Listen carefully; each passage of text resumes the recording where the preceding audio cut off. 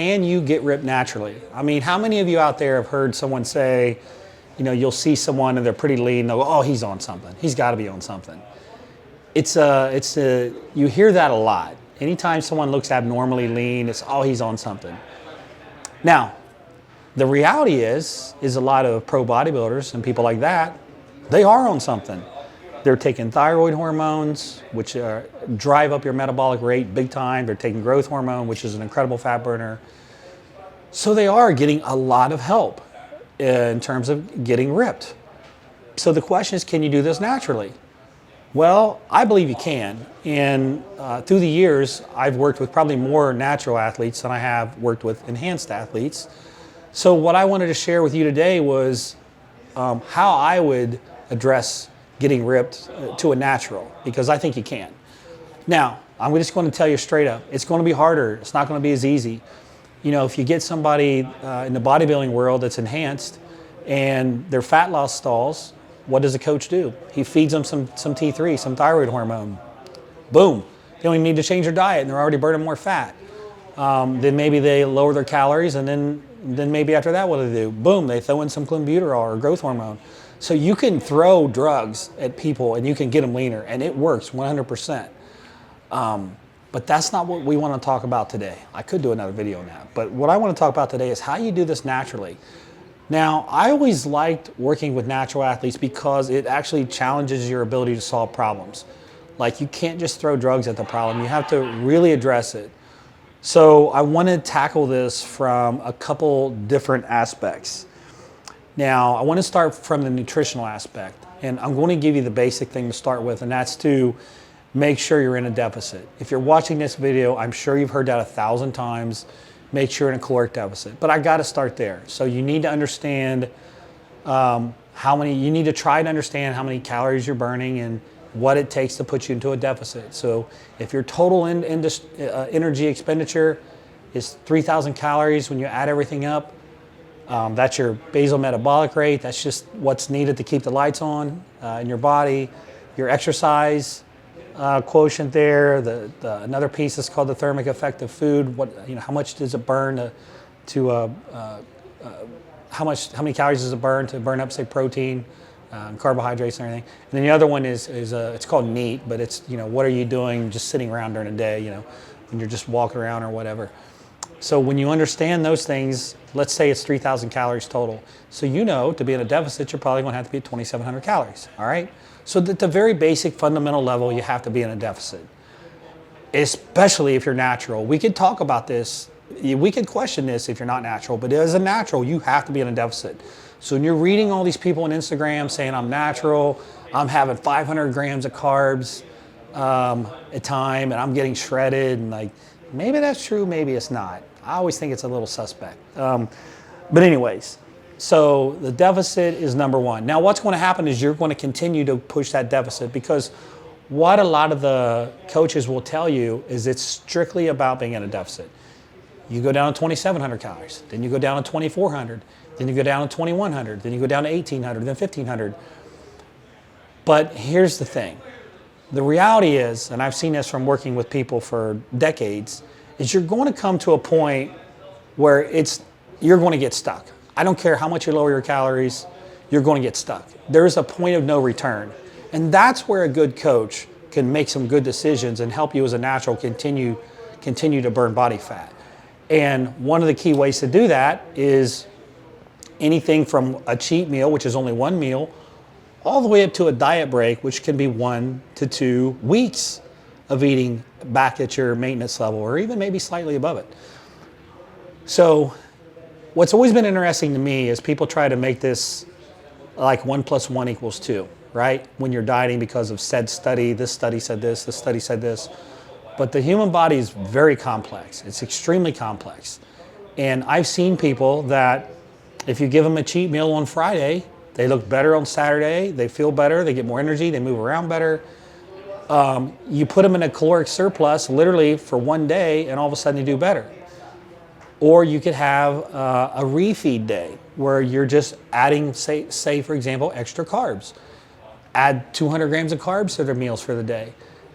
A lot of what science folks will tell you is that nothing happens meaningful in one day. but they're not doing studies on the type of people that you and I work with, the people that are deep into diets, low body fat. It's a completely different dynamic than the people in these studies. So you give people, say, 200 grams of carbs, and this is one of the things I like to do with the naturals myself.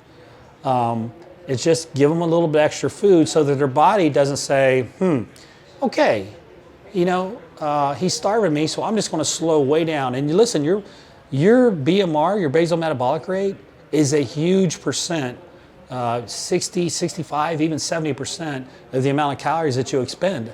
So if you start lowering that, you're in trouble. So every time you lower your calories, you lower that basal metabolic rate. That's why I'm saying it's a dead end road. So the people that are telling you just cut calories, eventually it will turn into a dead end. I promise you that. You could go to 500 calories and you're still going to get stuck because your basal metabolic rate is going to lower so much. So anyways, a lot of times just eating some extra carbs once a week will tell your body, oh man, he's not starving me, so I can continue to operate up here. Okay, so that's kind of a progression on continue to get lean. Now, let's say you get a little leaner and then you get stuck. You start to get into this kind of suffering phase. And you guys have ever dieted hard, ladies, guys? If you've ever dieted hard, you get into this phase where you start to get tired, you start to get lethargic. And what happens then is that NEAT thing I talked about, it's called non-exercise activity thermogenesis, whatever it is, where you're just sitting around in between exercise and things like that. People literally start sitting around all the time, laying around all the time. I know this because I've done it myself. When you diet really hard, you get tired. And I can tell you there's times during my contest preps where I just wanted to sleep. I didn't want to do anything. So now, and that's actually you actually expend more calories during that than you do doing, like, say, cardio. Right? So let that sink in a bit.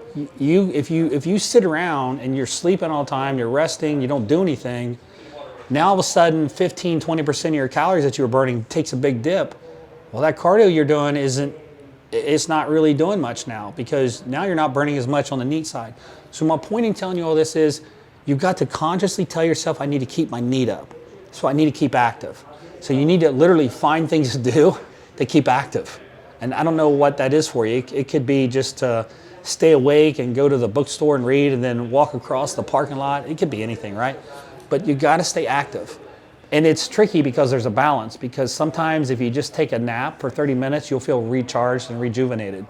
But to sit around and sleep for 2 hours, to watch Netflix for another 2 hours, to get sedentary makes a diet really hard. So you'll get to that point. Now, even beyond that, if you're trying to get down to some crazy body fat percentage, like let's say a guy's trying to get down to 4 or 5%, which is really lean, or a female, maybe she's trying to get down to 7 or 8%. That's really lean. That's crazy lean. So now there's another strategy that you can employ. So I want to talk just briefly about this. It's called a 24-hour fast, where you don't eat for a day. The challenge with lowering your calories is that you lower your basal metabolic rate, as I mentioned earlier. So if you just keep chopping calories, you lower your basal metabolic rate. But here's the interesting thing about a 24-hour fast. In a 24-hour fast, you're eating nothing, but your basal metabolic rate actually does not drop. Since you're not eating anything, actually your adrenal glands actually work a little bit. You produce a little bit more epinephrine, a little bit norepinephrine. You secrete these hormones that actually increase energy expenditure. It's your body's way of telling you, dude, you need to go get some food, so I'm going to give you some energy. I'm going to give you some adrenaline, so you'll go get some food. So what you can do is that in itself is what's creating the caloric deficit. So those other 6 days during the week, you don't have to lower your calories. Let's say you're on 2,500 calories. Instead of cutting those days more, you just take a day where you don't eat. Say it's Sunday. You just knocked off 2,500 calories. So you're still in a deficit, but that one day, you created the deficit by keeping calories up and doing it in one day. So a 24-hour fast every 7 days, I find to be really effective, particularly for people who have very stubborn body fat. I find it pretty effective. Now, that's kind of some of the nutritional things that I do. When you get really good at that, you can find your way to getting ripped. Now, training wise, I want you to think about training wise, you have to protect your muscle. So I see a lot of people training fasted with their weights. If you're natural, I think that's probably not the best idea. If you start to lose muscle mass, that is part of what drives that basal metabolic rate that I talked about. The more muscle mass you have, the more calories it takes to maintain. So what do you think happens if you start to lose muscle? It becomes very challenging to keep your basal metabolic rate up. So you have to protect your muscle by training. So how do you optimize that? Well, you don't take away nutrients around training. So make sure you eat before you train so you have energy. Make sure that you're having maybe some intra workout so that it can help you recover and get through a little bit longer workout.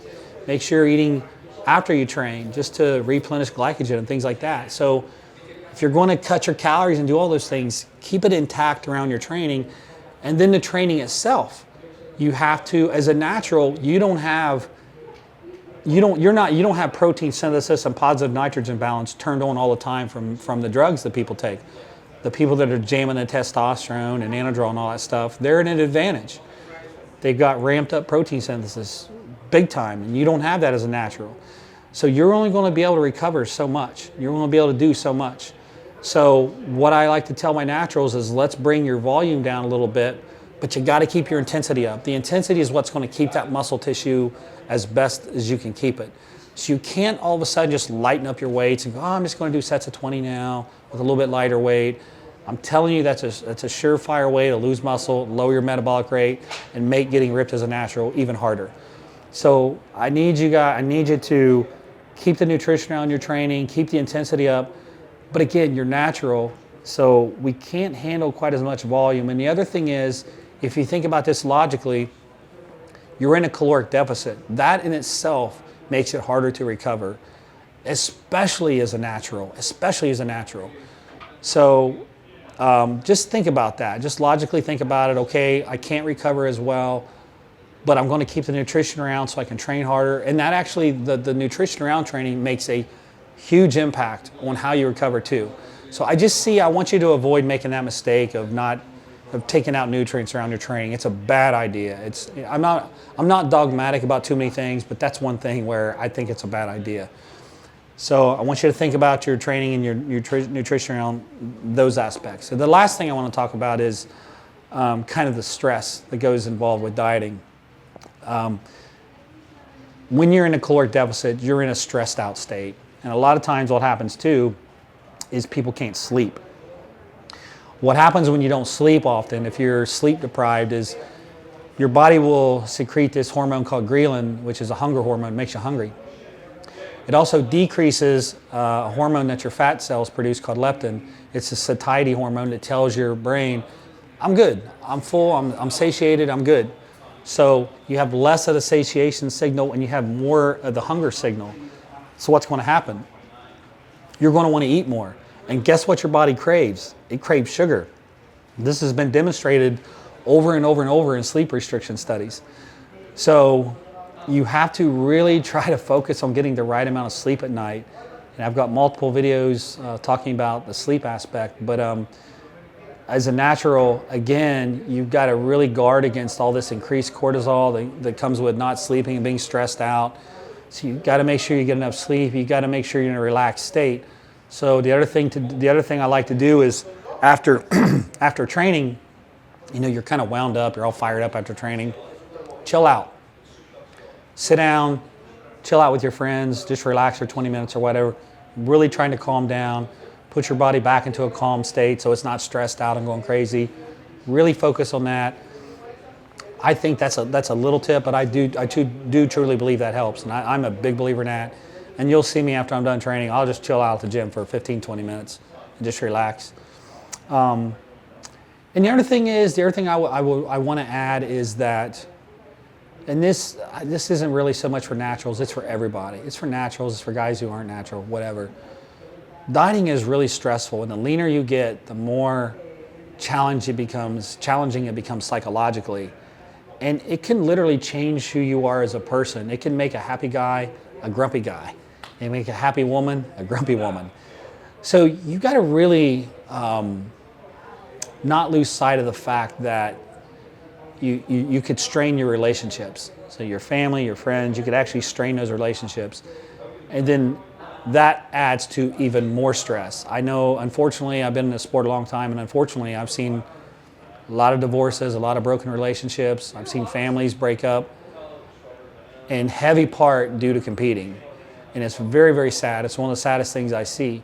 So you've got to be mindful of the stress that this hard dieting, getting down to that extremely low body fat percentage, it's going to make things hard. I want to tell you now, because when you get to that point and all of a sudden you want to be angry or snap at somebody, I want you to think to yourself, this is the diet. Don't treat this person that way. It's only the diet talking. Be nice to them. Be respectful. And that's going to make your life a lot better, right? I know that sounds a little weird, but it's a big deal. For somebody like me that's been doing this for 30 some years, that was one of the best lessons I learned, was keep your relationships intact. You'll be healthier. You might be tired, you might be a little grumpy, but you'll be healthier and you'll be less stressed. There was one thing I could say that wrecks more so, again, this is probably not so much natural or not natural. One thing that I see wreck bodies in a day, particularly before contest, it's stress. Stress can absolutely destroy the way you look.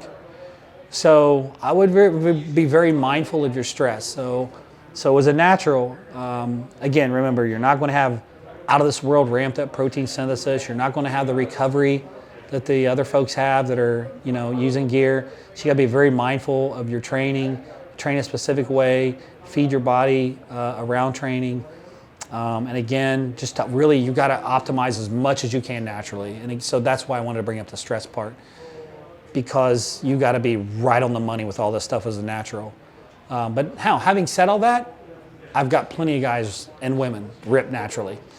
Not easy at all, but it can be done. It absolutely can be done. So that's my thoughts. So can you get ripped naturally? You absolutely can.